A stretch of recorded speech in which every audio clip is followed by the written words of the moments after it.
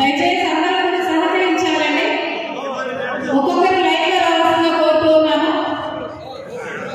దయచేసి ఒక క్రమ పద్ధతిలో రావాల్సిందిగా కోరుతున్నాను. మరీనా వాసనల అధినేత యునైటెడ్ స్టేట్స్ వారిని సన్మానం చేస్తున్నారు.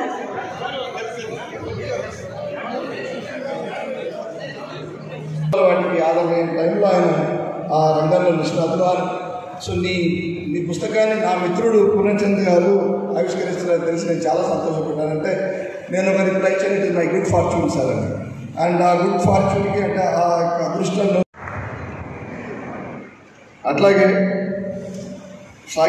ఇవాళ సాహిత్య రంగంలోకి అడుగుపెట్టాను అంటే ఒక ప్రచురణ ద్వారా. కానీ కవిత్వం నాకు కొత్త కాదు. కవిత్వం నా ఐ థింక్ డిఎన్ఏలోనే ఉంది. ఇందాక విమర్శకులు పెద్దలు వారంతా కూడా నా కవిత్వం చదివిన తర్వాత వారికి అర్థమైంది. మా తాత దగ్గర నుంచి నాకు అందులో వచ్చిందని వారు అర్థం చేసుకున్నారు. కవిత్వం కొత్త కాదు, కవిత్వం రాయడం కూడా కొత్త కాదు. కానీ బట్ ప్రచురణ చేసి ఇట్లా రిలీజ్ చేయడం అది కూడా ఆత్మీయుల ముందు మీ అందరి మధ్య రిలీజ్ చేయడము.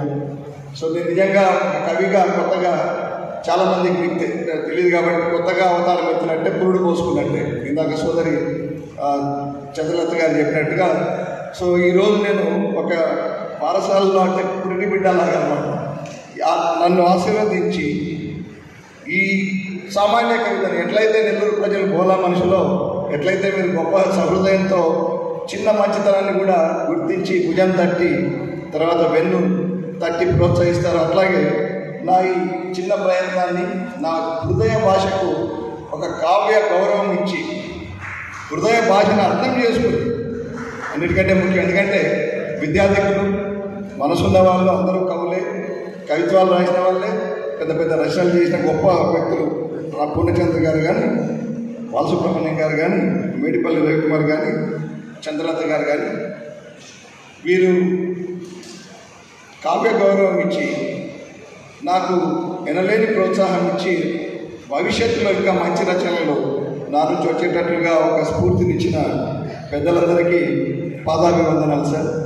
నిజంగా ఇది నా అదృష్టం, నేను చేసుకున్న అదృష్టం.